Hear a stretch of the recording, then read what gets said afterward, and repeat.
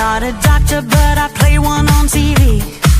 I know the problem, you've got just one policy. You do the opposite of what the Donald does. Don't know what you believe just because you got that TDS. You've tested positive. There's nothing I can do for chronic low IQ. It's TDS. Open the borders, let Mamdani pick your pocket. Let the boys beat the girls, they got that extra rocket. A theology degree from Starbucks. You declare that America sucks. You got that TDS. You've tested positive. There's nothing I can do for chronic low IQ. It's TDS. If you're red, alright, let's get this party started. If you're left, you're blue and probably retarded. Like Rosie, De Niro, Jimmy Kimmel, Kathy Griffin. No kings, no kidding, we don't live in Great Britain. If J6 was the worst thing you've ever seen, Soros, burning Sadies, a mostly peaceful thing. Bring back the cartels, commute their crimes, sack the fact checkers like the New York Times. He's a Nazi, a fascist, a racist dictator who lets you say what you wanna say.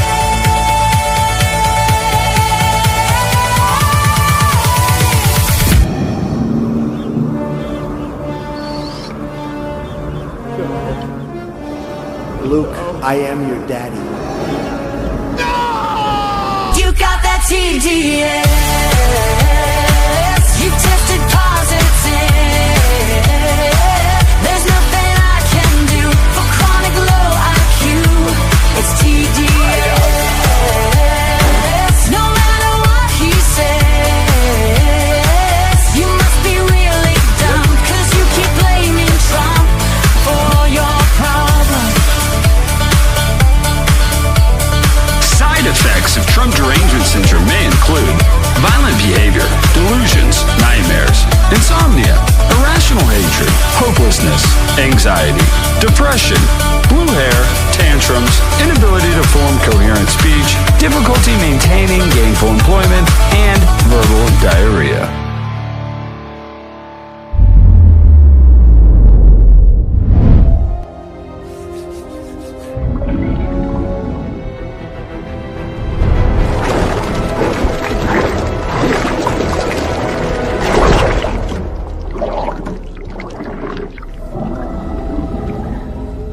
There's no cure in sight.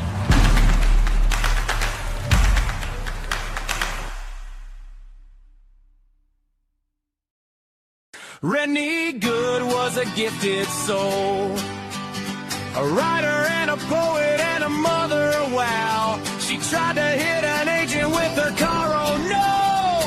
Pop, motherfucker, now she's gone! Yeah, yeah, yeah! Being a fucking liberal is a mental disease. Blue-haired and fuckables with the septum ring. You are not a hero, you're a fucking disease! You fuck around and find out it's what it is!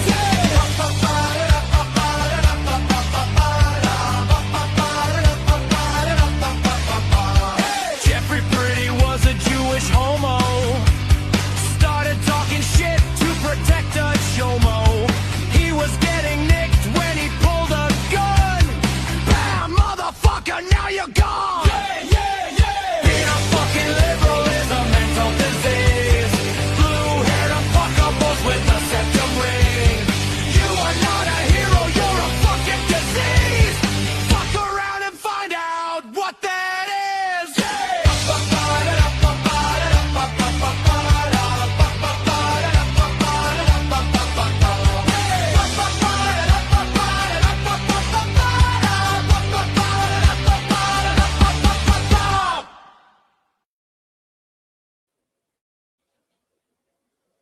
On Election Day 2026, insurgent candidate Spencer Pratt looked like he might flip Los Angeles to the Republicans, edging out socialist candidate Nydia Raman, setting up a runoff between former communist turned Democrat incumbent Karen Bass and the Republican Pratt. But then something strange happened. After 5 days of counting extra ballots, the socialist Rahman came up with just enough ballots to overtake Pratt, meaning that no matter what happened in the runoff, a Democrat would continue to run LA into the ground. How did the Democrats do it? To answer that question, we need to take a trip down memory lane. The Democratic Party was founded in 1828. Shortly thereafter, party apparatuses such as Tammany Hall institutionalized election theft by stuffing ballot boxes, repeat voting, casting ballots for dead people, bribery, intimidation, absentee ballots, ballot harvesting, and importing voters from outside areas. An audit of a New York City election in 1868, for example, found that 16% of all votes cast were fraudulent, cooked up by Democrats in Tammany Hall. In 1948, Lyndon Johnson infamously stole a Texas Senate seat thanks to the drop of 202 late votes in ballot box 13, giving LBJ an 87-vote victory. That brazen election theft made it all the way up to the Supreme Court, which ultimately didn't want to get involved and washed its hands of the matter. As a result, LBJ went on to become vice president and then president of the United States. In 1994, Democrats tried to steal a state Senate seat in Pennsylvania. On Election Day, Republican Bruce Marks led Democrat William Stinson by over 500 votes. But the absentee ballots curiously went overwhelmingly for the Democrat, giving Stinson just enough votes to win overall.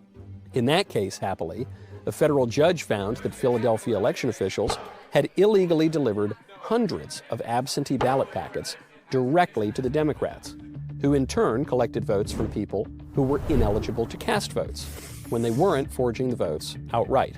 Democrats ran precisely the same absentee ballot playbook in 2003 in the East Chicago, Indiana mayor's race, fraud we know about only because the Indiana Supreme Court decided to get involved, ordering a new election, which the Democrat fraudster happily lost. Democrats' reliance on absentee ballot harvesting became so widespread, especially in states such as Illinois, Arkansas, and Georgia, that the 1982 Illinois elections resulted in 62 indictments and 58 convictions for election fraud, involving not only campaign workers, but precinct captains and election officials. In Chicago alone, a grand jury found that 100,000 fraudulent votes had been cast. But Chicago had already been a central hub of Democrat election theft for decades, most infamously exemplified by the 1960 presidential election, in which Robert Dallek, a biographer of both John F. Kennedy and Richard Nixon, concluded that Democrats, quote, probably stole Illinois from Nixon. In 2020, Democrat politicians infamously changed voter laws throughout the United States to increase absentee ballots and insecure ballot drop boxes, in some cases, such as Pennsylvania, in violation of the state constitution. Despite claims of perfectly secure elections, hundreds of Democrats over American history have been convicted over election fraud, and those convictions represent only a small percentage of cases, which represent only a small percentage of allegations of voter fraud widely acknowledged by historians and really by anyone with eyes. In Los Angeles, we see the same old story. A Republican defeated by the last-minute count of absentee ballots, cast without any solid chain of custody, often in ballot drop boxes without any election security. Those circumstances might all be perfectly legal, at least in a Democrat stronghold such as Gomorrah by the Sea. But we're still left with a simple question. If Democrats want us to believe there isn't any voter fraud, why do they keep expanding the use of all the same tricks they've used to steal elections for the past 200 years? The more you knows.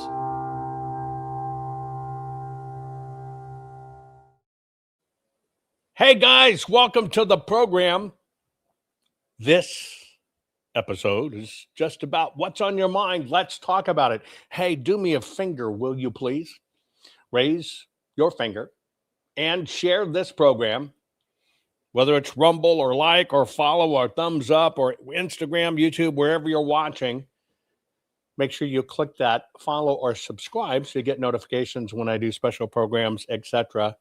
And anyway, by the way, also, you know, the chat for any one program a lot of times starts even an hour or more before the program, and there is always some interesting dialogue. Every time there's interesting dialogue. Here's one for you. Pop quiz. You're hearing a lot of talk online, if you listen to fraudcasters, talking about Jewish influence of President Trump and all the Jews in his cabinet. Let's go back in time. Who had the most Jews in their cabinet positions? Starting with, we'll go, Clinton or Obama or,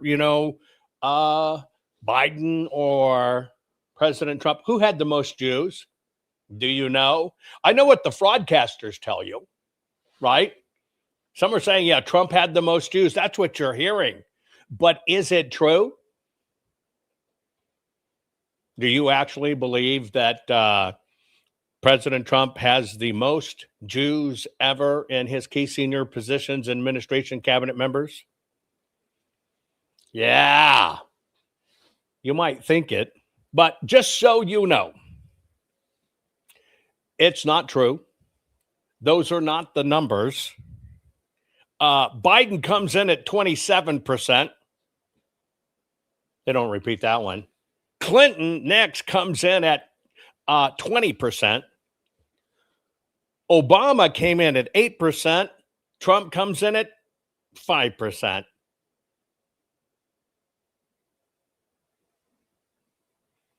That's why you can see a lot of this anti-Semitic stuff coming up. It's all by design, and people, right? People are believing too much rhetoric from fraudcasters that are trying to get clicks. What we try to do here on the program is just give you the facts, let you decide for yourself what's going on. So when I do a program like this, it's what's on your mind, it's let's talk. You ask your questions. It's easiest for me to see the questions pop up in my system, Facebook, X, and Rumble. Those are the easiest for me to get to quickest. But you ask your question. Let's just talk about what's going on. Maybe that video you saw. Maybe you want to talk about election integrity. Maybe you want to talk about, a marathon you watched or whatever the case may be. You decide. By the way, today's program's brought to you by the fine folks at Goldco. Here's what I'm asking you to do. I'm just asking you to go to jovanlovesgold.com. It's that simple. I want you to request your free gold and silver kit today, because now is the time to protect your money from gold and silver. And I'm telling you, the digital dollar's coming. It's going to be forced upon us. There is no way around it. So protect yourself. I hope many of you appreciated the final episode in the 6-part series on the three-toed dragon.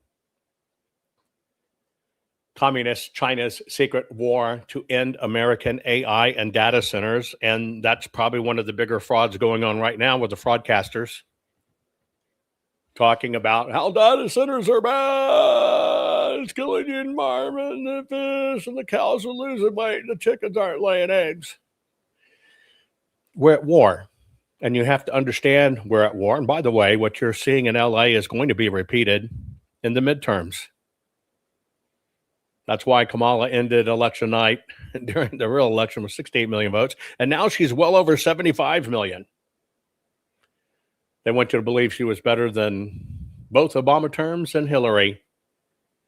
It's because we're under attack. And that's the crap, folks. Share this program. We'll get started in about 2 minutes. Share it. Let's get started. The upcoming 2026 midterms could be a bloodbath for Republicans? How? Consider this. On Election Day 2008, Barack Obama received 69 million votes. In his second term, he racked up 65 million votes, and he was considered the Democrat rock star president. Then Hillary ran against Donald Trump. She received the same 65 million votes.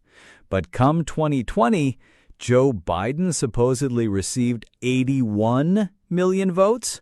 Was he really more popular than Obama or Hillary? Of course not. But that is not the half of it. In the 2024 election, Kamala Harris received 68 million votes. But did you know that now it's almost 2 years after that election, and somehow Kamala Harris has been elevated to over 75 million votes? How does a candidate get 8 million more votes after the election? Is this an attempt to validate the fraudulent 81 million vote fantasy from 2020? You bet. One thing stands between chaos and correcting history, and that is the historic 2020 full forensic archive of Maricopa County, Arizona. The single most detailed full audit of a presidential election in American history, audited over 2 million ballots, generated over 20,895,000 individual proof files. This took 58 billion forensic measurements, resulting in over 2 trillion individual base computations. This evidence must be kept for any and all future court cases, Supreme Court cases, and preserved for all time, eventually at the Trump Presidential Library. That is why we need you. You, the people, made this history happen, and now you, the people, can have a hand in making sure this evidence is saved for future generations. Please donate. Please help us. Donate now to continue to preserve a chain of custody state of the only legal court-ready evidence of the 2020 election disaster. The 2.1 million physical ballots, the single largest forensic audit of a presidential election in American history. Please donate now and preserve history. Warning. The following program has been rated Dilligaff and is intended for open-minded audiences. If the truth offends you, or if you are allergic to focused intensity, intellectual athleticism, or the occasional F-bomb or even irreverent humor, please switch off now. If your delicate sensibilities need to be worried about or addressed, might we recommend the Underwater Basket Weaving channel to you? Otherwise, sit back, enjoy the wisdom, insight, and wicked sense of humor. Cut the crap. How many times a day do you want to say that to politicians, the elite, the loony liberals, the fake news media, and the gender-confused, emotional socialist snowflake crowd? Cut the crap is your secret weapon for fighting for our freedoms and our great republic. It all begins with a massive mental enema, freeing you from the toxic news and politically correct views, which constipate your consciousness with stinking thinking. Your host, Jovan Hutton Pulitzer. He's known for calling out politicians and telling them to cut the crap. You've seen him on virtually every television network and listened to him on Coast to Coast Radio. And now he's here to help you learn to fight for America. Culture, race, and American politics. They all have one thing in common. They all need to cut the crap. Now, here's your host, Jovan Hutton Pulitzer.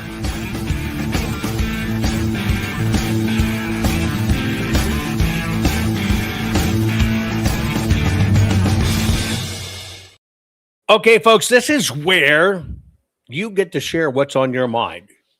You ask me the things that you're wondering about, and I'll answer you. Here's one I inadvertently missed. Sorry I didn't get to it sooner. The question S2 asks, honest questions, what will data centers be using and storing? Are they storing data from U.S. via apps, flock cameras, tracking to tax us by miles driven, as proposed in California social credit score? Interesting question. I think people misunderstand the true use of data centers. Don't confuse data storage with computing data. There's data storage and there's computing data. It's not that these centers are installing incredible banks of long-term memory. These data centers primarily are storing the ability to compute. Now, let me explain to you how this works. And I'll give it to you in terms of the full forensic audit in Arizona and what it took to do. When you're running or crunching numbers, looking at a spreadsheet, whatever the case may be, you typically think of it as you're sitting on a computer and you're letting the computer run and extrapolate the information. That is a single computer. The next level up on that would be to do it on some sort of workstation. That means a little more robust computer so that you can do the data. Now, that particular machine, if you were using a little higher end network terminal, a higher end NT machine, Linux, whatever the case may be, Unix box, you might be talking about a $10,000 computer. Now, in the past, the only way to get more computing power was to go, you've got your $10,000 box you're doing it on, but it can only handle so much information and process so long. That's the little pinwheel, when something takes to resolve. Well, your other thing you could do was you could set in a second machine and you can kind of link them together. And now it's technically doing it twice as fast, twice the capacity. That's one level. The next level in computing is about what's called core processors. So when you look at a Intel chip that used to be a Core 4, that basically meant it could run 4 simultaneous computing strings, I'm simplifying, at a time. And then you get up to Core 6, Core 10, Core 20. It could run multiple streams. In computing, strings is what it's called. However, it's still limited by their box. That's the world of physical computing. That takes a lot of expense, right? It's very expensive to buy. It's very expensive even if you were just going to rent them. Yes, you could, in fact, rent them. They'll bring in the machines. You set them all up. You get them all going. You use them for a big project. Then you're done, but very inefficient. What happens in the world of, and we'll just call it virtual reality, meaning where it all got disconnected from the desktop, you can now go into, and I'll just use it for easy terms, the cloud. You go in and you say, this is the computer I would want to run this on. And you specify everything. This much memory, this much RAM, this much processing power, this many strings, this much data you need for each one in drives. But that's a virtual machine, right? It's still one machine, but you're basically borrowing their computing power to do it. So you had the physical world of a computer, and then you have the virtual world of a computer.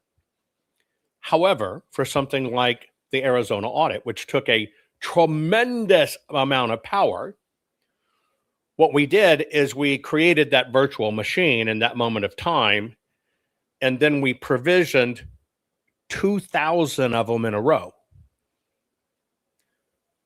2,000 of them in a row. Basically, what was a value of a $10,000 machine, we said we need 2,000 of them. And so what happens in this big resource power, the system, technically in the cloud, a data center, provisions and allots to us 2,000 clones of these very high-end machines. And then when we run our programs, our analytics, let's say looking for the fold, 2,000 machines run that all at the same time. Each of them, we'll just call it running 10 strings. I'm just being simple. So you got, literally 20,000 strings processing at a singular moment in time. This is how you do it really fast, really big, and you get to it because you just can't manage it on physical machines. Now, that was so 6 years ago, 5 years ago. Now it's night and day different. If we literally wanted to provision 1 million of those machines in line, we could. And that's the difference between being able to run something in months or weeks or even days and seconds. It's called virtual machines. So that's probably the best way to think about data centers per se. Can they store things? They've always been able to store things. They have laws that says they store things. You said, well, will they do data on your app? Everything you do on your app, by law in the United States of America, since you've had that app, let's say you were a Facebooker way back when it was called the Facebook, it had to be stored by law. So it's not anything new, etc. It's just the way it is. And so this is not capacity to store things. It is capacities to do things. Think of it as if you were sitting at your desktop and you were sitting there and you wanted to find everything there was on growing okra. I just picked it out my Wahoo. But there are millions of articles, millions of blogs, millions of research papers. Your one choice in the past would be first you'd have to find that information. And you're only as good as where you know to look. Second, if you use the search engine to do it, it's only as good as the search engine is able to see it, which means it's only as good as the webmaster maximized the data on that remote computer that a search engine could pick it up and a search engine could deliver it to you. That's how it used to be. But could you find all 1 million references? Probably not. And so your work would be limited just by sheer volume of numbers. In the new world of data centers and artificial intelligence, it has no regard as to where it resides. It has, as long as it's connected to the net and open, it has no regards to whether the webmaster was efficient or not. It has no regards to whether it was published 50 years ago or 5 minutes ago. It is able to see it all at once, literally in nanoseconds, because it releases its brain, sends out all these digital agents, finds everything, and brings back, all of the information that it can find on a topic. That's how it works. So people that are doing the alarmist, they're going to see everything, they're going to track everything. Folks, by the way, have you ever looked at a website and you were surfing on the net, and let's say you were looking for beaver goo, and all of a sudden the next day when you're surfing, not even do it, you happen to see an advertisement on the side that actually says the best beaver goo site in the world, and you're going, wow, I just searched that the other day and here's an ad. What a coinky-dink. No, it sees everything. It watches everything. It knows everything. It's already happening, folks. You can't cloak yourself. The only thing you can do is neuter your devices, not to report and not to store. And that's on you, not the system. That's on you. Otherwise, you're connected to the panopticon, which I've done a lot of training on. And so in its sense of nefarious things, anything can be used nefariously. Anything. But is it designed for that use? No, it's designed for massive computing. And now you know how it all works. It's about being able to compute and see it. For myself in the world, when it comes to patents, my particular expertise of my art that I've practiced for 37 years has been able to, I can see the trends. I can see where things are headed as a society, and I can see where the gaps are in the system. Therefore, using that information I invent and create for the future. My job is to see, 10 years ahead. That's why you create it now and it becomes valuable here. Now, in many ways, that kind of replaces what I do, except what I'm able to do now is I'm able to search even more, search even faster, find the real reports I need, so for me, it actually accelerates my ability to innovate and create, and then to solve problems, because I can take that data, find more data, and I can be better at what I am. Now, where does this head generationally? In my lifetime, I've published in excess of 7 million words. By the way, for all you guys waiting for the gold information for your claim and stuff, I'm working on it. I just had to finish these last 2 books really fast, had to get it out there. Sorry for the delay. This thing about data centers and AI is so much of a fight. I kind of had to set some aside to finish up that book. You will get it. Now, in my life, you have 1 million plus citations on my body of work. Even something like LinkedIn, where you input your patents or whatever, or publications, it can't even hold all of the information regarding my work in my life. People talk about, I have, 12 peer-reviewed articles. There are in excess of 10,000 individual peer-review versions of my work out there.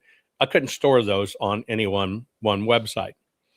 But what you can do in this new world for someone like me, I could take 5,500 hours of programming, right? 5,500 hours. Let's see, what is that? Hang on one second.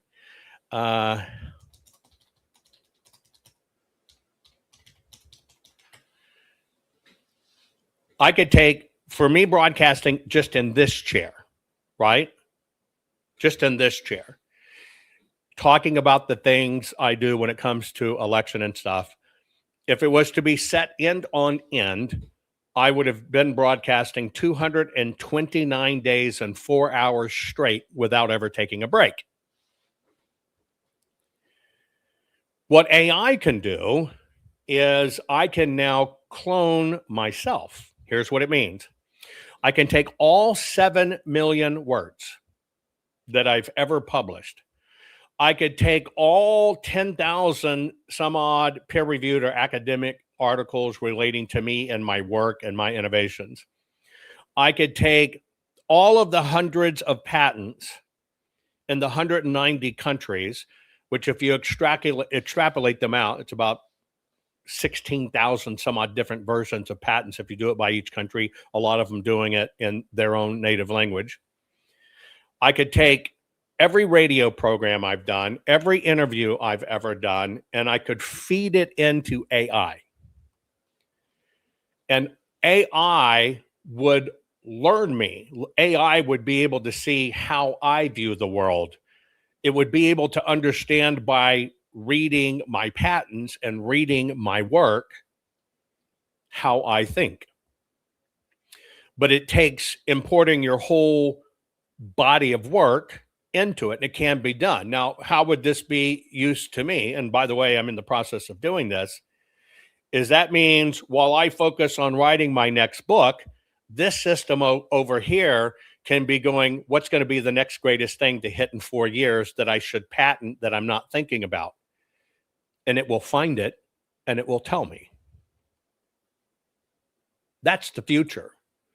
But it's also the same future where information was captured before, like, oh, you got to do fertilizers on your land, and they suppress the real research they hide by not covering it or not publishing it peer-reviewed that really says, no, chemicals are killing our land.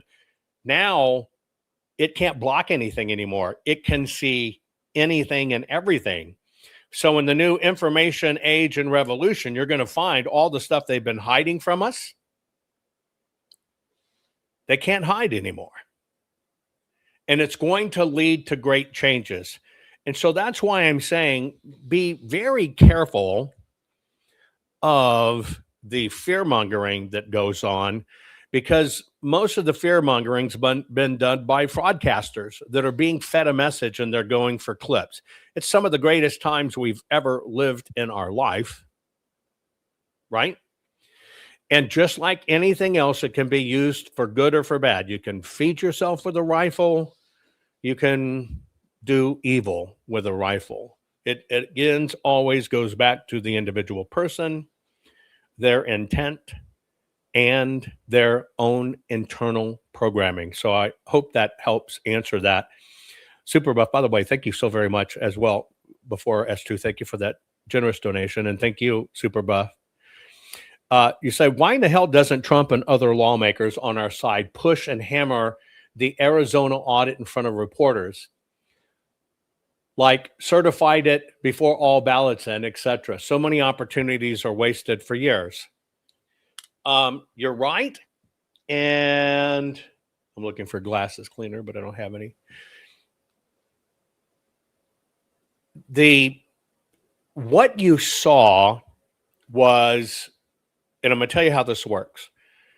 You saw the system gear up election denial shaming. There are no lawmakers that want to be shamed or embarrassed. None. So when the system did what they did regarding the 2020 election, it was a warning shot to lawmakers and stuff. Don't talk about that. The next issue you're dealing with is most lawmakers are rat bastards, and they're just in it for the take. They can't create. They can just puppet. All they can do is be a puppet, do what the system says, and the system will reward them. There's no innovation in lawmakers or anything like that. And there's no out-of-the-box, great, incredible, wonderful thinking. That's not it. The next thing is you have to understand on the left, when it came to everything we discovered with audits or otherwise, the left, even before the election was run, they got a group of, it's called T65, they got a group of attorneys that got ready, and every time a lawyer's name popped up in regard to election audits or integrity, they filed an ethics complaint with the bar against that lawyer, stating that the lawyer was acting in bad faith, leading people down a path. Well, in the law business, you have to immediately deal with that. Now, there's only two ways to deal with it. You fight it or you retract it. But you got 30 days to do it. Okay? You got 30 days to do it. If you don't do it in that 30 days, it stays on your record as a blemish on your rating in the bar. So that's how they conned all the attorneys to handle nothing in elections.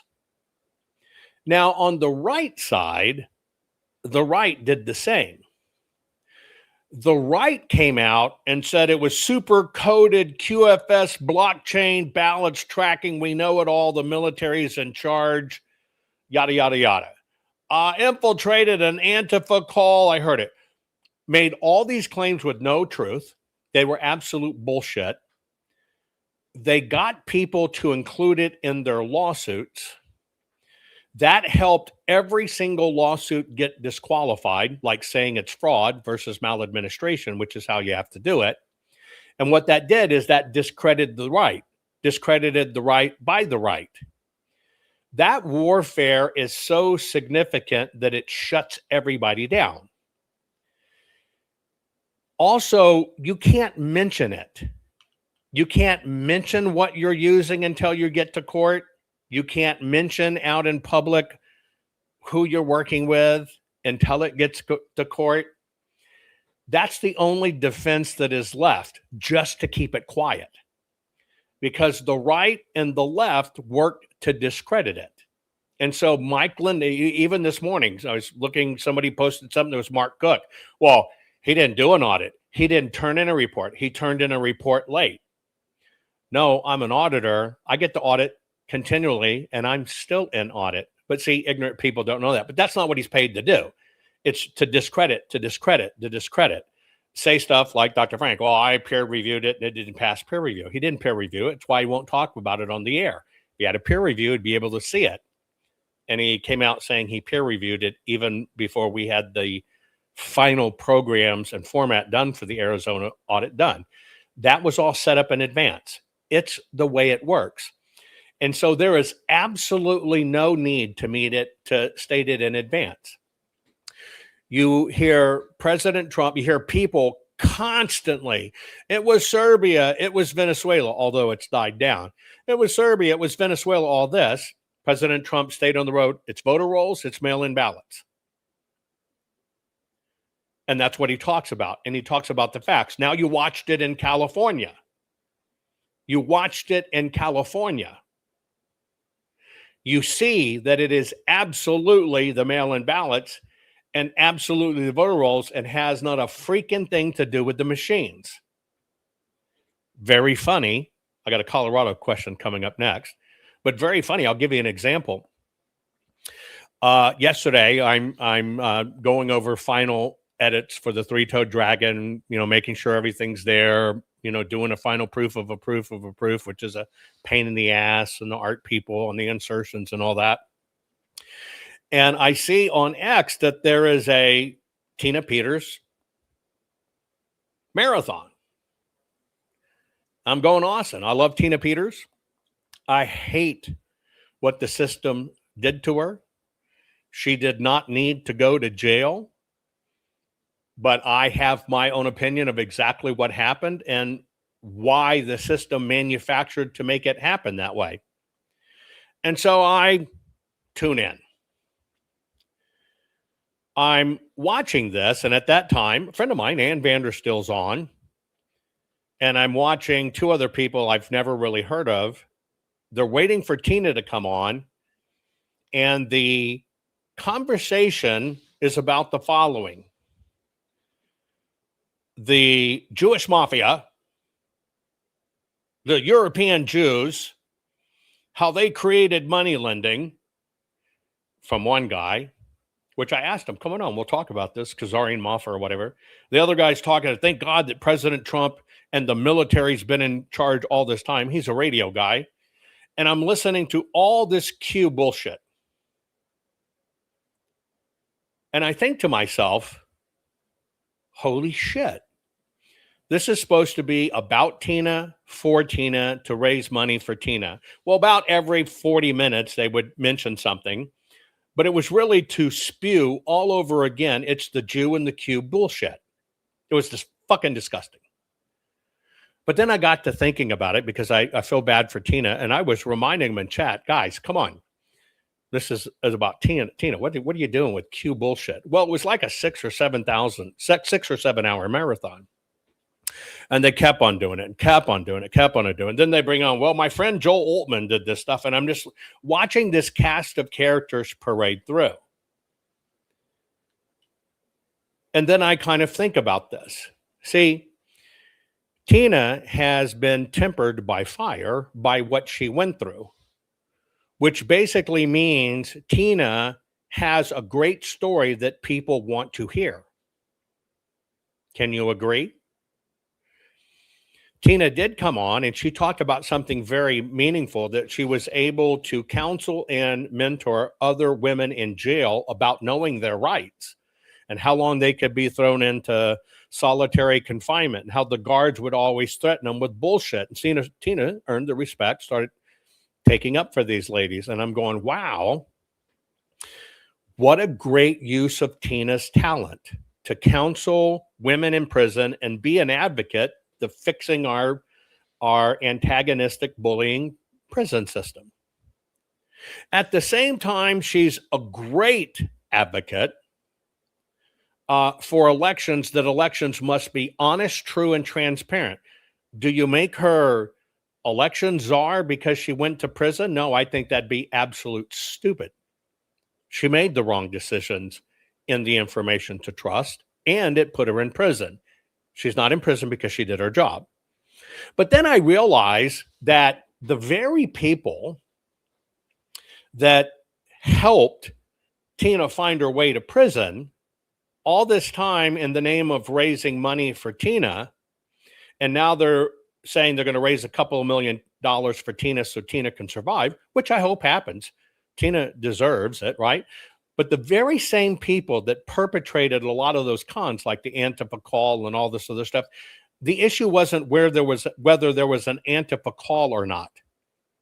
That wasn't even the lawsuit. The lawsuit that went to court was defamation of Coomer and what Mike Lindell said, and he has to prove his case. It wasn't whether a call happened or not. Hell, they have calls every day to organize.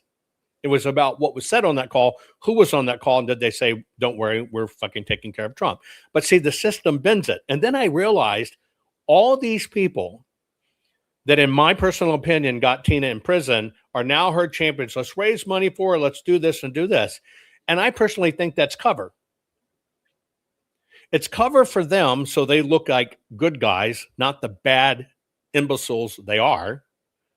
But more importantly, see, Tina is a highly valuable asset right now.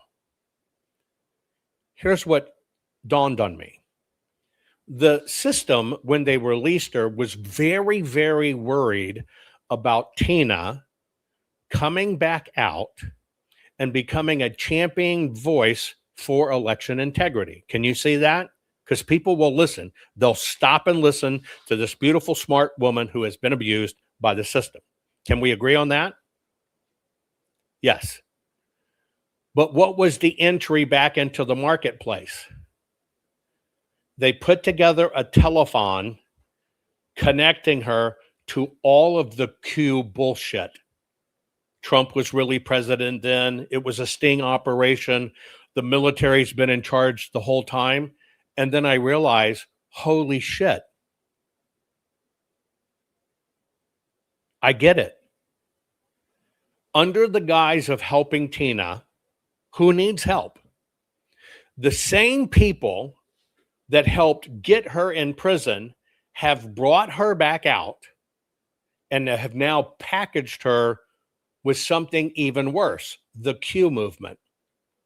And the president was in charge the whole time. And this and that. Do you see how that discredits Tina? Because now, what will the story be? Instead of Tina coming out, I'm going to do good work on transparency and honesty, the same handlers got her back and anchored her in 7 hours of Q bullshit. It's the Jews. President Trump was really president then. He was running it behind the scenes. They set it up. They had everything. The military, that's what they did. And mark my words, going forward, that is the actual appearances and talk that the system on the bad side is going to reference, because they have all these touch points with all these people selling the same stuff. And so I say that because that's the con. And so going back to your question, there's a liability with speaking facts. I'll give you an example. There's always a lie. I never really mention when I have certain guests on in advance. You know why I don't do that anymore? Because if I was to promote it, all of those bad actors start messaging that person, basically tell them, you can't go on Jovan's program, you can't do this. And they have a whole campaign to make sure that person doesn't appear with me. That's why you don't do it in advance. And that's why you don't talk about a lot of the things that are going on in fights, because you're actually training the system to try to discredit you before you do it. So like President Trump is doing, he just has to put it out there. Here it is. Here it goes. But the bullshit abounds. But you can see with your own eyes, California repeated Maricopa.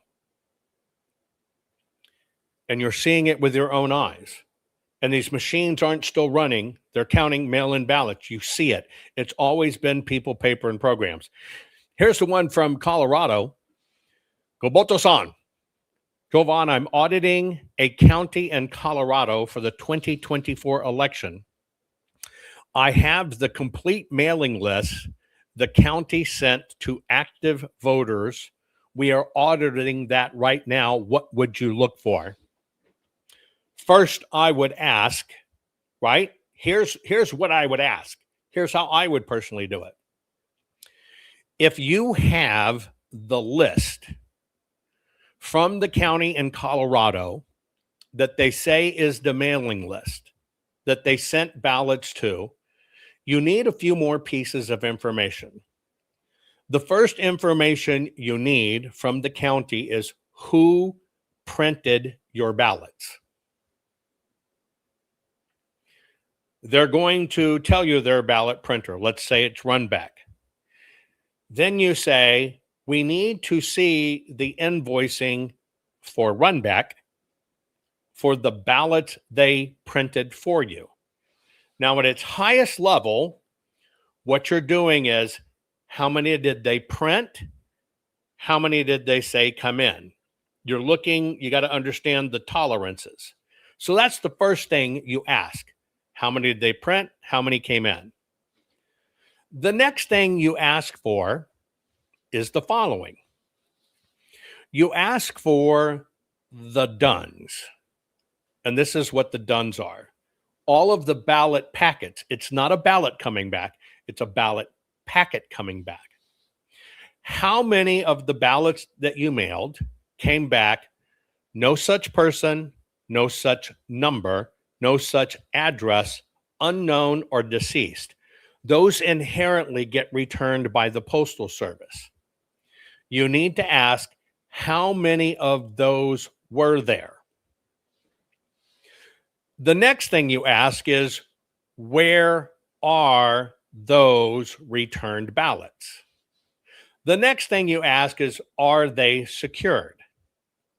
Then the next piece of information you need is, okay, the ballot tier, the ballot printer, is the one that manages your payment account.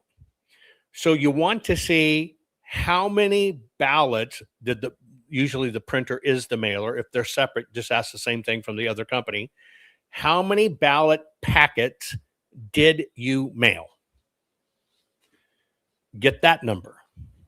Then you ask them, what was the price per ballot packet mail? You get the price number. Now, let's say in a county, they said we mailed 10,000 ballots. Well, that 10,000 should match exactly what they printed. There should only be 10,000. There shouldn't be, we printed 13, but we only mailed 10. That should not occur. You're talking specifically mail-in ballots. Okay? So that's the first thing. The next thing that you do is, once you have the number that they paid per ballot, you do simple math. You ask them, okay, how much did you pay per ballot, and how much was the remittance? So in other words, the ballot printer gets money from the county and state remit it, the ballot printer in that transaction on the county's account pays for those ballots to be mailed. You should be able to take that bulk number divided by the cost of each ballot packing mailed. And that should be exactly what they said mailed, exactly what they said printed. Now, if in fact they said they mailed 10,000 and they charged for 10,000 mailings, but you actually find out they didn't, which is a misuse of money, that's a federal and state crime. If you find out they printed 13,000, they said they mailed 10, but the post office showed they only really mailed 8, it's a crime. So what you have to do is, that's your first level of auditing. That is auditing of the procedures that the election officials have control of. This is where you search for maladministration, mismanagement. If you're not asking for that information, you're not really doing an audit. You're doing an inspection. Now, if you have now that mailing list, and you know which ones and how many were returned, I would ask, which addresses came back undeliverable? The very first thing you want to do is, you want to take, if you can get it, You want to take all of those ballot packets that came back undeliverable, and you immediately want to check it against the vote record. I think it's your 55. It's either a 45 or a 55 is the code for it. Did they vote? You want to find out, well, we got your ballot back undeliverable, but it shows you voted. Well, that's your first indication that on that spec, something's wrong. Then what do? You look at how that person, quote unquote, voted. It only says if they voted in methodology. It doesn't say who they voted for. You look at the methodology, and it's either an EV or a P for provisional or an ED for election day. That's all they are. Well, if it says EV and you've got a ballot returned, now you have an audit trail. Wait a minute, we got your ballot returned, but it says you early voted. Well, the only way they can early vote without that ballot, which is the full color mailed ballot folded, right? Then the next level of it is they had to get a replacement ballot, which will be in black and white. And they'll have to have a record of that. And so if you have a record of replacement, it's good. If you don't have a record of replacement, somebody used that voting file. Now, what do you do with that file? When you run an address and it's an apartment complex and it doesn't have an apartment number on it, do not make the Lindell suffocation trick. Oh, that's fraud. It is not fraud. It's a boo-boo in the system. So the very first thing you do, with no regard to the voter at all, no regard to the voter, is you run that database against live addresses. And what you have to do is you have to do a classification sort. How many are homes, actual homes on the tax roll? How many of these are rental properties? How many of these are hotels? How many of these are apartment buildings? How many of these are rec centers? How many of them the addresses don't appear? This is how you start putting them into bins so you know what they are. Now, this is where the painstaking work comes in, and so few people actually do it because they think it's just run a database and put a spreadsheet and you think you're doing something. No, you're not doing anything. The very first thing you start doing with them is you look at the home addresses and you start verifying there's a home there. I can't tell you how many times we looked at a home address. You go to the real estate, Zillow, anything like that, right? Any real estate site or Google Earth, you put in the address, you look for it, and you find out, well, there's a home there. It's a trailer, but it's been burnt out. It's burned. You look at the dates because you can go back 10 years in Google Earth and you find out this fucking thing's been burned up for 10 years. That's a major red flag. So you have to class them by categories first to do that. Then you have to literally check the residents against occupancy records. We found trailers that we found a single wide 2-bedroom trailer with 27 voters. Come on. We found empty fields with no mailboxes. Empty fields with no mailboxes, 2,000 voters. You have to track these things literally down to it. But just to say it's a wrong address, so that's fraud, bullshit. That is not fraud. It's maladministration. Now, once you track all of these things down and you're taking a look at it, the next thing that people miss is go to your county courthouse for your county and get the jury rejection list based on they were not legal residents.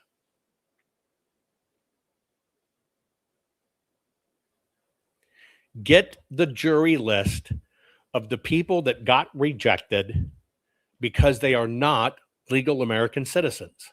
It's the easiest way to get it. Run that list against who they mailed ballots to. You're going to quickly identify illegals that are on the voter rolls. Okay?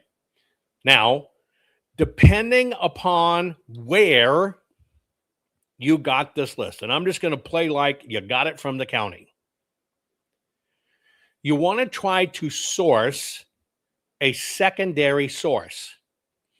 Maybe somebody got one from the county the year before. Maybe somebody got one from the county 2 years before. You want to run the list they mailed against what they said it was, let's call it a year ago. You're going to see a difference. It's going to happen. But the difference should be everybody that died, everybody that got removed, and all new voters that got put on. You should be able to track every one of them. This person moved away, so they were removed. This person changed district and went off the list, so they were removed. This person died, so they were removed. This person put on because they're a new register. Yes, it's a lot of work. You look at it, those numbers should match. What got removed should have a valid reason. What got added should be a valid voter. I have never found one that ever matched. And they can't explain where they came from. And they can't explain how they got there. Well, that's how you show that the list is mismanaged. Period. If in fact you are in a state that's managed by the Electronic Registration Information Center, the ERIC Center, you would get them to petition ERIC for their county and get the ERIC list and see if the ERIC list matches the county list, matches the aforementioned list. See, I think the ERIC list is the good one. And they use that anytime somebody's asking questions, snooping around, because you're not going to find the bad ones. But I think a lot of the ballot printers are given bad lists. Doesn't mean the ballot printer's bad. It means somebody in the county is using an old list because they can print more ballots. What you have to do is you have to find these checks and measures back and forth. Period. You got to find every one of them. It's a complicated process. You want to physically look at every home. If you're finding empty lots, if you're finding 7-Elevens and gas stations, I've seen Mexican restaurants with 83 voters on them. A Mexican restaurant with 83 voters on them. I've seen churches with 30,000 voters using the church's address. All of that administratively is not allowed. Is it fraud? No. If you say fraud, you're screwed. So if you want to get suffocated by the pillow called Mike Lindell, say fraud all fucking day long. What it really is maladministration. And what your rights are as a citizen is to bring maladministration forward. You have to show you did not administer this election properly, or you are not administering your elections in the manner they're supposed to be kept up. That's the only case you have. As you do this, if it is a pattern, it's a pattern. That's what leads it to malfeasance. But if you get suffocated by the pillow saying it's fraud, it's over. And if you say the machine, it's over. The machine doesn't do this. Never has, never will. That's just as fucking ignorant as the dim saying guns kill people. No, people with bad programming kill people. But yet, as a conservative, you do the same thing. It's the machines. It is not the machines. You have to approach it just like you're doing a corporate audit, and you have to break these things down. Now, when you search these addresses and you find out it's a burnt out trailer, you got to get the real estate information, you get the tax county information, you get that Google Earth information, and then you get you or someone in your group in your ass in a car, go and get photos and record it in real time. That is a proof file. Nothing else is a proof file. If you just submit it to them saying this address is bad, and you give them a spreadsheet, which is a true the vote con, here's a spreadsheet, take them off, you're giving the county an excuse. The county says, well, we have to investigate it. No, here's how you do it. You physically do all of this.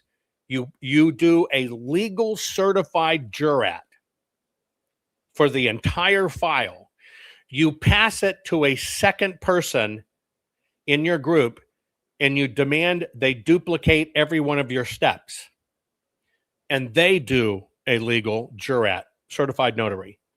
Then you ask a third person to take your file, compare it to the other person's files, and see if there's any discrepancies. There shouldn't be. And they do a legal jurat. Now, why are you doing that? Because that's when you can appear before a judge and say, Judge, here's what we did. Here's the information. My work has been checked 2 times over. Here are the jurats. Here it is. And a judge can look at it, can physically look at it, and the judge can make a ruling right then and there. But if you want to believe the other con of send in spreadsheets, well, this is fraud because there's not an apartment number. You got suffocated by the pillow. All a con. If you're willing to go to that extent, which is exactly the conversation I had with President Trump of how we do this, you can clean the rolls and you can get it done, and you're 100% within your legal standing to do it. You want to go a step further? Put on a body recording camera, go knock on the door, tell them I'm an independent researcher. I'm just trying to verify this residence. I see that 27 people are supposedly live at this residence. May I read these names to you? You'll ask them, do you live here? And they'll go, yeah. And go, can I read these names to you? We're just trying to clean up the county data. Can I read these names to you? How long you been here? Oh, we've lived here 15 years. Okay, we'll read these names. You read the name to them. Your camera's recording, right? You've told them. They're going, no, never heard of that person. Nope, never heard of that person. Yeah, they moved away 20 years ago. You've got all of that on camera. You get them to sign a release that they've given testament. So you could tell them, you're going to clean them up from the voter rolls. Then you turn around, you've got their video affidavit, which is just as good in court. You transcribe the video, you transcribe the affidavit, you attach the video, and that's part of your evidence file. If you don't go to that extent, you're wasting your fucking time. And yes, the system will waste your time. And if you're doing these canvas polling parties where they ask you for a non-disclose, you can't talk about what you found, that's a con. They'll get you to do the work. So everybody says, I'm polling and I'm polling and I'm polling and I'm polling. And you never see any of these canvas reports. You ever wonder why you never saw any canvas reports? The only one you saw was Liz Harris, which did it right. There were no NDAs. When they found out people were knowing it, all these things pop up in the canvas. You got to sign in, and none of it went anywhere. They bound you to a legal agreement to say you couldn't talk about it. And then they did nothing with it. That's how it all works. That's what you should be looking for. And yes, it's a monumental task. And you probably never heard it detailed in that much. Saint says, Lara Logan recently came out and pushed the Serbia 72 countries overturn. The same thing with Pete Santilli.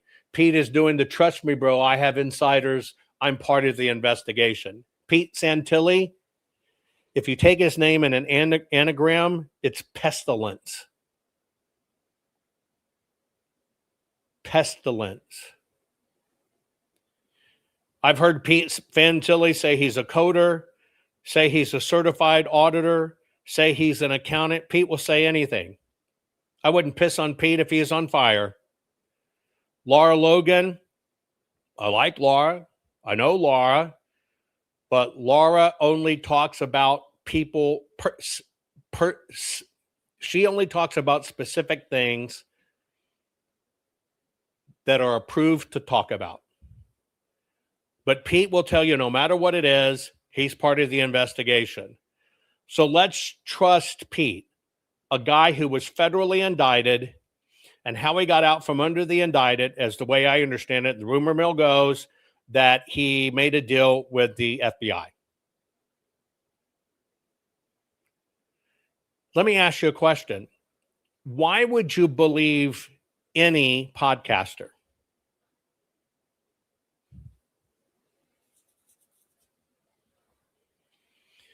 I should be able to show, here it is, here's how it happened, here's the numbers, here it is, here's this number of ballots, how it is. That is the burden of proof. Let me ask you a question. Why would you believe any podcaster? Why would you believe a kid that used to work in Taco Bell? Or why would you believe somebody who, like Stu Peters, who wanted to become the most famous white rapper in the world? Why would you believe that? They have no educational background to do it. They have no academic background to do it. And they don't really do it. Now, Pete needs you to tune in because I'm on the inside, I'm an inside, I'm on the inside, I'm an inside. That's his stick. At one time, I liked Pete until I really found out what Pete was about. That's just the way it goes. That's a fraudcaster in my book. right? None of these people will address this head on. And so let me ask you a question. Lara Logan was a journalist inside the system. Great credibility. What happened to her, she's lucky to be alive, right? But Lara Logan is one person, I've been around quite a bit, who absolutely refuses to talk about the absolute facts of the Arizona audit.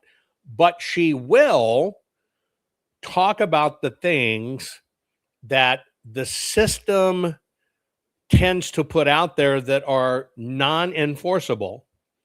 So let's just say this out, that Serbia, 72 countries overturned. Okay, what does that have to do with the United States? Think about, we're in 2026. Think about how much you were told. 30 white hats made sure President Trump won. They stopped all the information on the servers for the bad votes. Every time they saw a vote swapped, they stopped it. Now, let me ask you a question.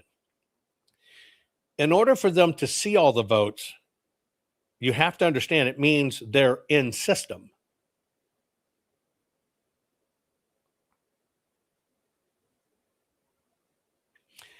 In order to stop something, it means you have to be able to see it as it happens.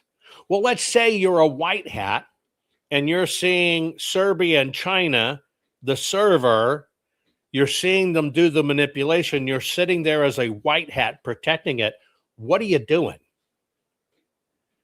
You're documenting the crime. You're screen capturing it. You're tracking everything. You let it happen because it has to occur. You track it back to the source computer. Let me ask you a question. Here we are 2 years later. Have you seen any of that? It'd be the crime of the century. Have you seen any of that? You've heard a lot of talk about it. Can you not put together that the person that Mike Lindell lied about the PCAPs, said he never had them? Dennis Montgomery couldn't testify because he's a protected witness. Same for Conan Haynes. He was a protected witness. Oh, it's Serbia. It's this. It's a protected witness whistleblower. How can you not see it's the same tactic over and over and over and over? I'll tell you why. Because you so want to believe that somebody's got this. You so want to believe the United States and our elections are not out of control. Well, see, the only way the system works and the only way the system gets fixed is absolute proof. When you watch the video that I played earlier in the broadcast, when you saw 62 indictments, 58 convictions, that was all fucking with the paper down to the people. Absolute proof. That's what did it. Nothing else. No machines. But that's not what the system wants you to talk about. And so even though I have professional respect for Lara Logan, hate what she's been through, she's never covered my stuff.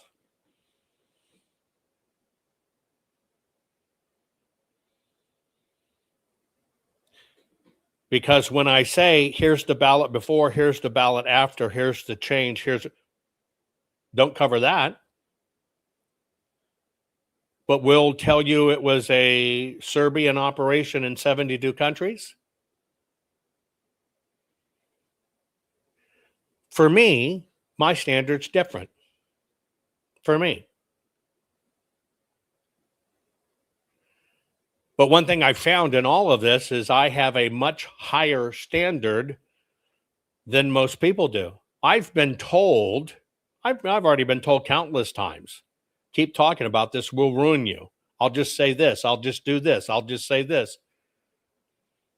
We've played this game for a long time. We know exactly how it works. So when somebody says, yeah, and he sent 24 books and we couldn't load through it, well, you kind of got a problem when we never sent 24 books because it was never in a book. It was on a data fob. It kind of tells you people doesn't look. people have their own agendas. Unfortunately, this space has spawned a cottage industry, right? And the cottage industry is people telling you they're going to fix it, and they all have nonprofits. We're going to fix it. We're going to do this. We're going to do this. We're fighting for you. Nobody looks under the radar. You can ask Rock, how much has Lindell Defense Fund raised? I'm going to double check my numbers. Hang on one second.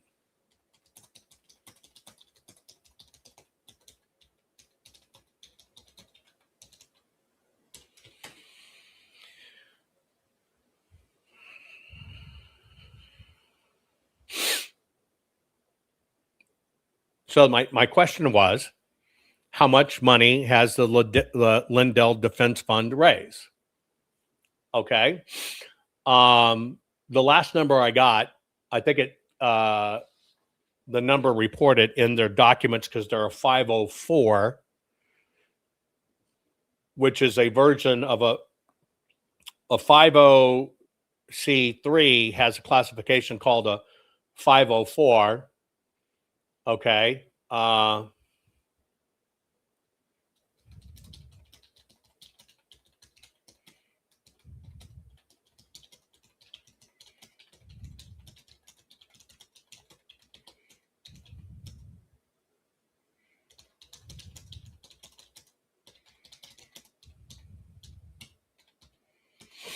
me see if I can get them all.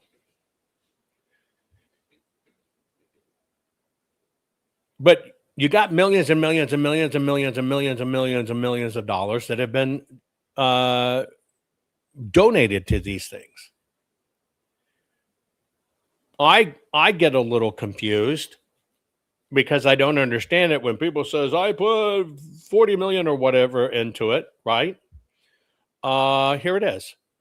In 2001, the Form 990 in 2001, you gave Mike $2,835,842. In 2022, you gave Mike $3,417,092. In 2023, you gave Mike $6,554,880. In 2024, you gave Mike $5,511,079. So that's in total with some other fund, and these are reported on 990s, $18,452,256. Yet I told you I was watching Tina Peters' thing the other day, and she's got legal bills.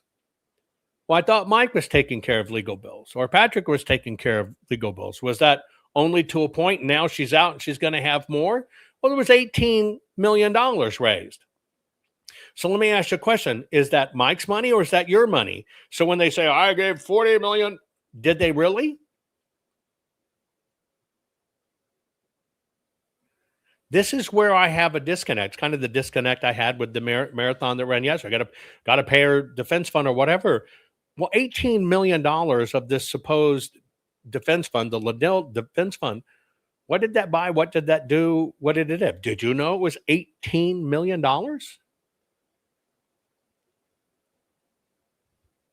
I didn't, until you got to understand ask the right question, and you ask the right question about the 50C4 designation, and understand it, and you get the real data. That's all I'm saying. In this has become a business. A lot of them. Hold on one second.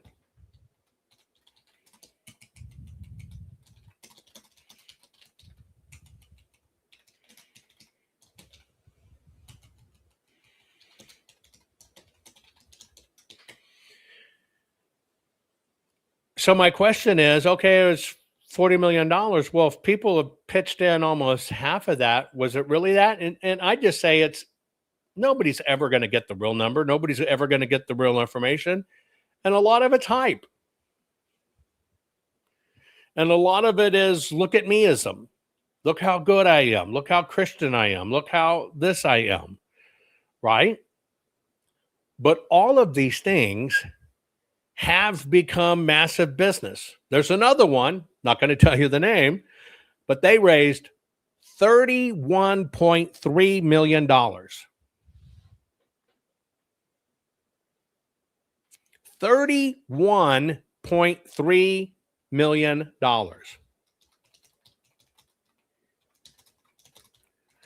So do you think having a nonprofit is valuable? We're fighting. We're doing this. It's the Mexicans. It's the machines. It's this. Of course it's valuable. I hear people say, they'll get people all the time, you got to talk about it. Well, you got to start a nonprofit, and that's what you should do. I'm not in the nonprofit business. And that's, I'm not sure it gets anything done. I really don't, because I don't know how you position it. Another one, $15.975 million.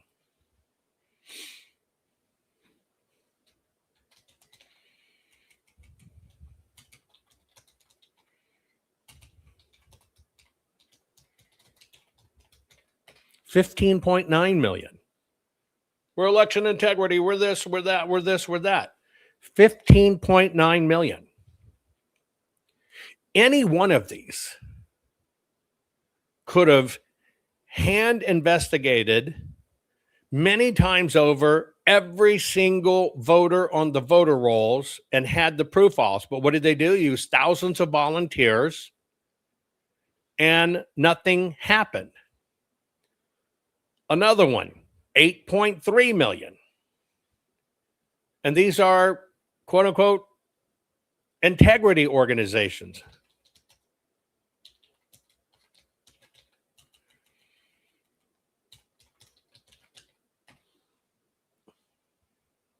That's all I'm saying. For me, it doesn't make sense to me. When I see that money, I see the ability to get things done.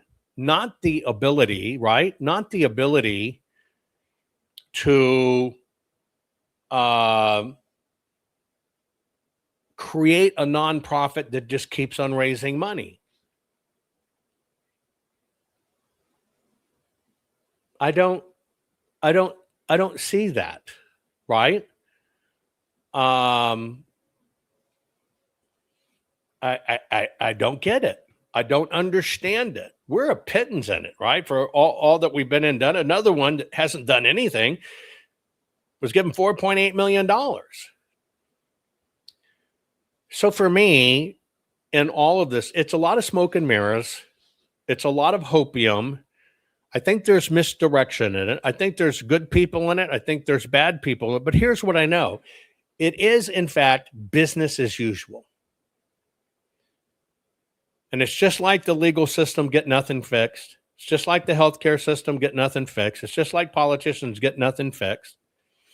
And if you get close to their thing, don't get in my thing, don't ruin my thing, they basically come out and say, well, I'm going to ruin you. I'm going to say this. And they threaten you all the time. For me, and this is just me personally, you got to have hardcore facts. I didn't enter the audit business. I didn't enter the nonprofit business. We set out to use technology to find a way that could get an answer about what happened. All of these people ignored it, and then the fraudcasters tell you, oh, I didn't do it, didn't do a report, didn't do this, but yet we can show you every single transaction in hardcore ways you've been able to see it and understand it. You can cross-verify it. You can take every report. You can download every one of those, and don't do it on your phone. Did you know you could download those and feed it into AI and get the same results?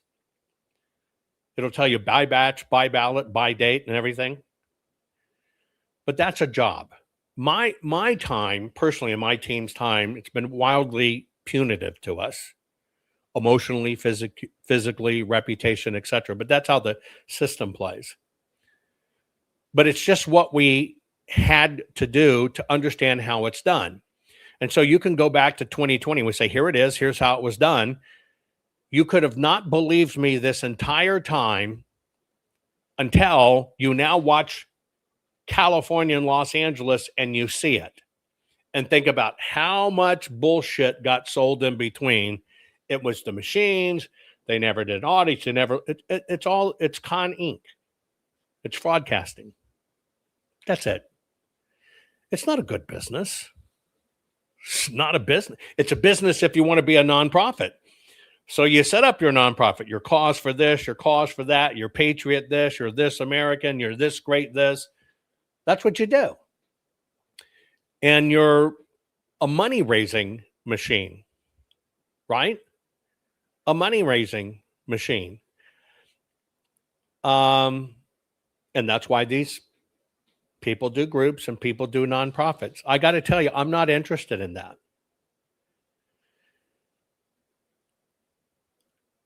Playing politics is a losing game unless you're a politician. Most of these people don't even know that on some of the bigger shows, people pay to get interviewed. Those interviews are bought and paid for by the system. For me, that's not a business model. It's not a business model I could live with, but it's not a business model.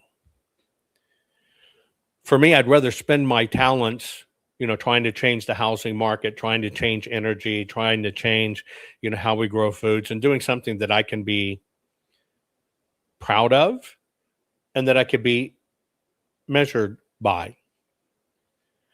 Would the economic damage to me, my life, my family, and businesses been less if I would have just taken a $10 million bribe and agreed not to do my particular part that I was going to bring to bear? No, and I'm glad I didn't do it. That would be disgusting. I love my country too much. And I just want you to know, I have no answers for anybody else and why they do what they do. I think there are people that lied about what they found or certain things they do, and that lie took on a life of its own, and it became so big that there's no way they can ever, for the life of them, walk it back. I think others, Mike Lindell's a good example, will tell you Coomer went to court and Mike Lindell won. No, he didn't. He got fined heavily. He got found guilty. But yeah, they come out and said he won and it was a victory for... No, it wasn't. It was a loss. I don't wish politics on anyone, but I do wish clarity on everybody. Right? I do wish clarity. I do wish, just like we talked about, what would you do with the voter rolls? I do wish that you find your way through it and find the answers. See, it's all about being able to get this fixed. It's not a popularity contest, although it's handled like a popularity contest.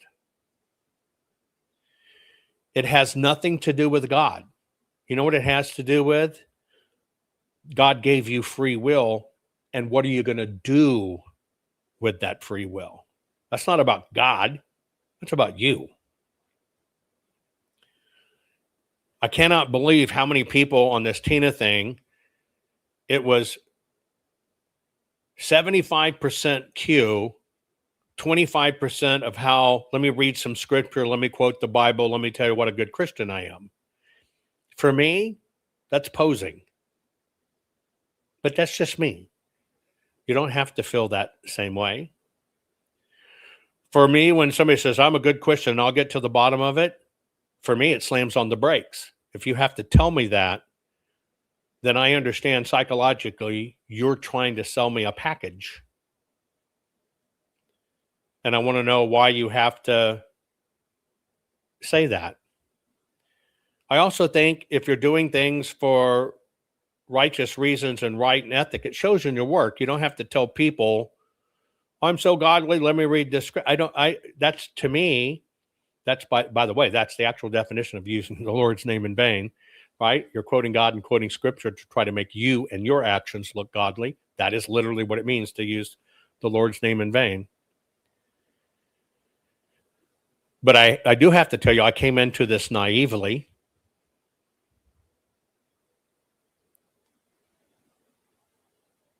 And I trusted. And I thought people, once they saw the right thing, would do the right thing. And I learned there is no incentive to do the right thing. And I play my cards close to the vest. You would be amazed at how many people you sing praises of never, ever, ever, ever, ever looked at the evidence and have no desire to. You'd vomit.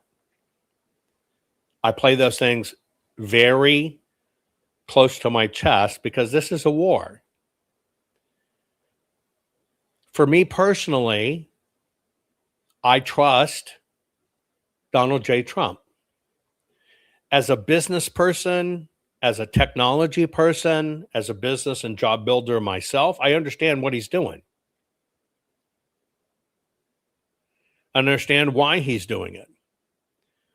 You know, they just have an Iran deal. It's not a peace deal. It's a 60-day extension with terms. That's it.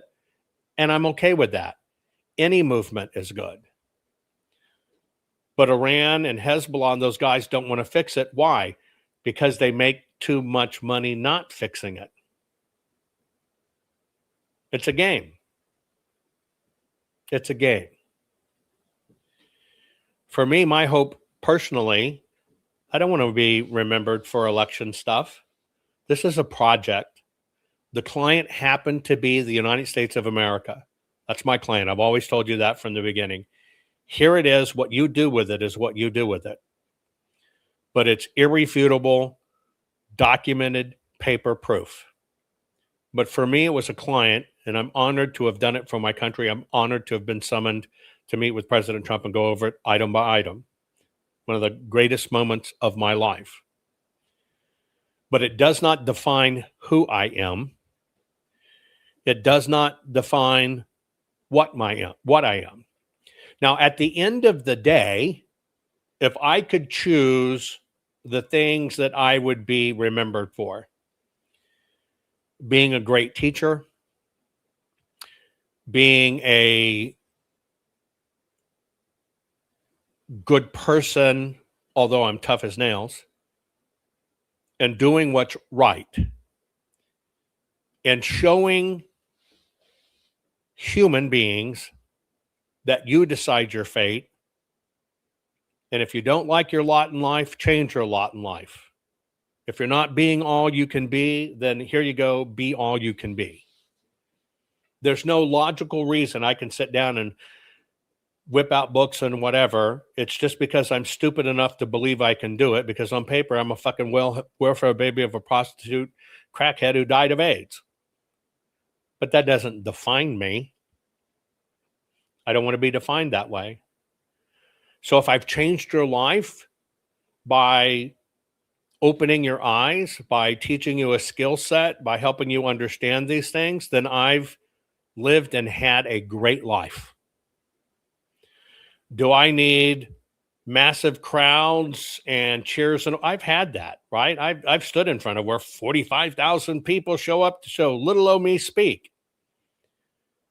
It was cool, but did it fulfill me? No. If I could be measured by anything, for me, I want to be measured by, did I help you find a way to do better in life and be everything you could? Did I help you understand the system, that it's all up to us, that we have free will and you got to decide to use it for something good, not just plod along? And can I help set you free from the system? For me going forward, we can fix our energy issues with the United States. We can win this data center AI war. We can set China back on its heels. We can feed all the starving in the world and take care of it. We can solve this housing crisis. You don't have to wait 6 or 7 months to get a home loan approved. It doesn't have to be beyond your reach. And I think when you're 21 years old, you should be able to afford a home the way it used to be. So you should have home ownership, anchors, great kids, should be able to take care of yourself in a crisis and not to be dependent upon the system. If I could fix those things, I would have lived a wonderful, incredible life. And that's what I'm working on. Is what's said about me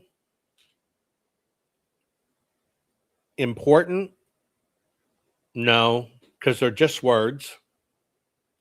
But I am one person that you can audit me day in, day out, a couple times a day with what I do, how I am, what I say, and what I show you. And I think that's important. And as long as I can sit on this seat and do this and share and teach, that's why I can't do it in 1 minute, 2 minutes, or 3 minutes. And I don't consider this a show. This is our time together. This is our time being family, being friends here. We know all kinds of things about each other. And we explore this truth and crisis that we're going through together. Because one thing I know is I know all of us that's in this family here, we can count on each other. I don't think you have other shows where somebody goes, where's this person? They're missing. What's going on? Well, let's reach out and call them. I don't think there's another show or episode or whatever it does that. So for me, this is about family and friends. My life and the public being able to romp around publicly and whatever has become a danger to my life. But I'm totally okay with being a hermit as well, right? We know each other's scars. We know each other's hurts. We know each other's pains. We know each other's losses. To me, that is being human. To me, that's being a good friend. And to me, that's being supportive of each other. And if I could pass courage is contagious, that's the message I want to leave, because I'm living proof. It does not matter what you were dealt. You get to decide who you are and how you go through this life and what you leave. And I just want to leave something great. Anyway, I'm telling you, there will never be a book award for conservative writers. There never will. And I've written an ungodly amount of books. But I'm actually telling you, I think the three-toed dragon and this, what you're going to see in this, how it works and how maybe it finally you understand it. I think this might be one of my greatest works, and it would basically be award-worthy. And the knowledge base and clarity you will walk away with understanding the dragon and how this works, I have to tell you, I'm incredibly proud for it. Anyway, I appreciate every one of you. Thank you for being with me and cutting the crap. Share this program.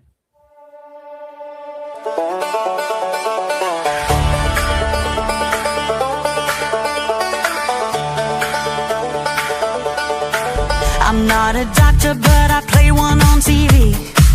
I know the problem, you've got just one policy. You do the opposite of what the Donald does. Don't know what you believe just because you got that TDS. You've tested positive. There's nothing I can do for chronic low IQ. It's TDS. Open the borders, let my Donnie pick your pocket. Let the boys beat the girls, they got that extra rocket. A theology degree from Starbucks. You declare that America sucks. You got that TDS. You tested positive. There's nothing I can do for chronic low IQ. It's TDS. If you're red, alright, let's get this party started. If you're left, you're blue and probably retarded. Like Rosie, De Niro, Jimmy Kimmel, Kathy Griffin. No kings, no kidding, we don't live in Great Britain. If J6 was the worst thing you've ever seen, Soros, burning Sadie's a mostly peaceful thing. Bring back the cartels, commute their crime.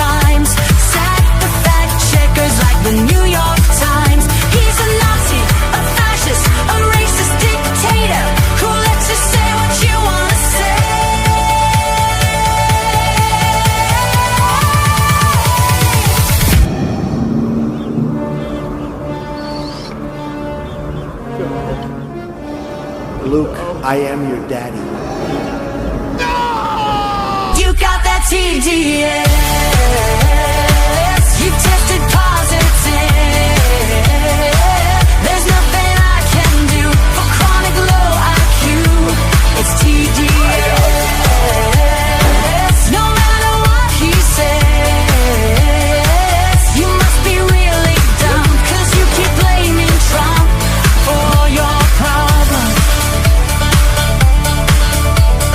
Side effects of Trump derangement syndrome may include violent behavior, delusions, nightmares, insomnia, irrational hatred, hopelessness, anxiety, depression, blue hair, tantrums, inability to form coherent speech, difficulty maintaining gainful employment, and verbal diarrhea.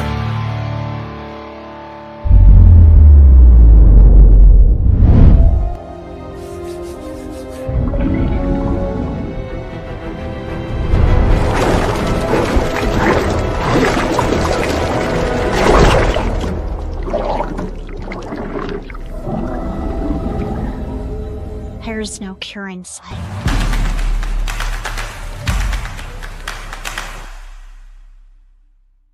The upcoming 2026 midterms could be a bloodbath for Republicans? How? Consider this.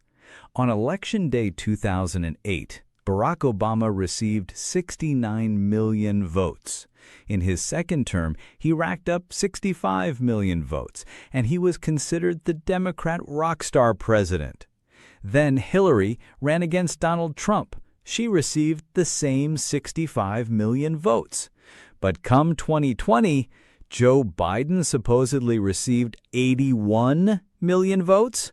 Was he really more popular than Obama or Hillary? Of course not. But that is not the half of it. In the 2024 election, Kamala Harris received 68 million votes. But did you know that now it's almost 2 years after that election, and somehow Kamala Harris has been elevated to over 75 million votes? How does a candidate get 8 million more votes after the election? Is this an attempt to validate the fraudulent 81 million vote fantasy from 2020? You bet. One thing stands between chaos and correcting history, and that is the historic 2020 full forensic archive of Maricopa County, Arizona, the single most detailed full audit of a presidential election in American history, audited over 2 million ballots, generated over 20,895,000 individual proof files. This took 58 billion forensic measurements, resulting in over 2 trillion individual base computations. This evidence must be kept for any and all future court cases, Supreme Court cases, and preserved for all time, eventually at the Trump Presidential Library. That is why we need you. You, the people, made this history happen, and now you, the people, can have a hand in making sure this evidence is saved for future generations. Please donate. Please help us. Donate now to continue to preserve a chain of custody state of the only legal court-ready evidence of the 2020 election disaster. The 2.1 million physical ballots, the single largest forensic audit of a presidential election in American history. Please donate now and preserve history.